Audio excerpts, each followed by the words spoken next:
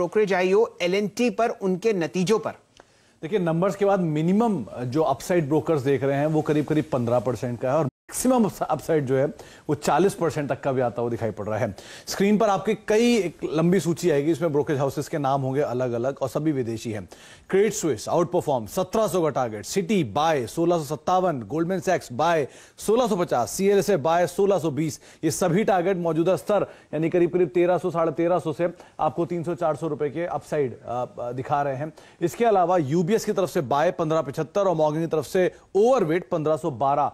अभी जिस order inflow की बात आशीष कर रहे थे वो बहुत स्ट्रांगली वेल पॉइज्ड माना जा रहा है, और स्पेशली रिफाइनिंग बिजनेस के अंदर से ये माना जा रहा है कि बहुत अच्छे ऑर्डर कंपनी को मिले हैं। इसके अलावा एक बहुत चैलेंजिंग मैक्रो एनवायरनमेंट के बावजूद भी कंपनी ने नंबर्स को अच्छा पोस्ट किया है, और अभी भी अपनी जो कमेंट्री दी है, आउटलुक दिया है, वो काफी स्ट्रांग दिया है, मार्जिन को इंटैक्ट रखा है। इसीलिए ब्रोकरेज हाउसेस की तरफ से एक सुर में बाय साइड पर रेटिंग है, ओवरवेट रेटिंग है, और मजबूत करीब करीब 10 से लेकर 30 से 35% के आसपास के अपसाइड ब्रोकरेज हाउसेस देख रहे हैं।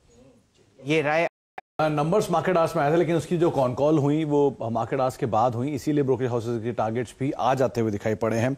जेफरीज की एक सबसे बुलिश रिपोर्ट है, 2280 रुपए का वो टारगेट दे रहे हैं, ये सबसे ज्यादा बुलिश टारगेट्स उनकी तरफ से आ रहे हैं। लेकिन मॉर्गन स्टैनली करीब करीब 2025, गोल्डमैन सैक्स न्यूट्रल रेटिंग करीब 1986 का एक टारगेट दे रहे हैं। इसके अलावा सीएलएसए की तरफ से भी अंडर परफॉर्म रेटिंग है, करीब 1850 के टारगेट, और यूबीएस सेल रेटिंग दे रहा है करीब 1700 के टारगेट से। तो मेजरली ब्रोकरेज हाउसेस की तरफ से मिला जुला व्यू है, लेकिन सबकी तरफ से एक बात बहुत कॉमन है कि स्टॉक के मौजूदा दाम में हर पॉजिटिव चीज को प्राइस इन कर लिया गया है। नंबर्स ऑपरेटिंग लिहाज से बेटर है, एनआईआई बेटर साइड पर था, लेकिन मुनाफा वाइप आउट हो गया क्योंकि हायर प्रोविजनिंग रही है, कोर परफॉर्मेंस अच्छी रही है, एनआईएम स्टेबल रहे हैं, लेकिन फिर भी हर तरह की तेजी, हर तरह के अच्छे नंबर्स को मार्केट डिस्काउंट कर चुका है मौजूदा स्तर पर। शायद इसीलिए ब्रोकरेज हाउसेस की तरफ से majorly equal weight, neutral, sell, इस तरह की रेटिंग्स आते हुए दिखाई पड़ रही हैं। तो मेरे ख्याल से हाउसेस क्या कह रहे हैं और इसको कितना इंपॉर्टेंट लग रहा है, कितनी इंपॉर्टेंस दी है उन्होंने? देखिए, ग्रीन टैक्स वाले पार्ट को ज़्यादा तवज्जो दी गई है ब्रोकरेज हाउसेस की तरफ से, और मेजरली चाहे डोमेस्टिक ब्रोकरेज हाउसेस हो या फिर विदेशी, सबने ही इसको ऊपर अपने लिस्ट में रखा है, प्रायोरिटी में रखा है। लेकिन सबने बात साफ की कि बहुत ज़्यादा इसका इंप्लीकेशन होता हुआ दिखाई नहीं पड़ रहा है, नेग्लिजिबल सा इंपैक्ट होगा, और वो भी शायद पास ऑन कर दिया जाएगा।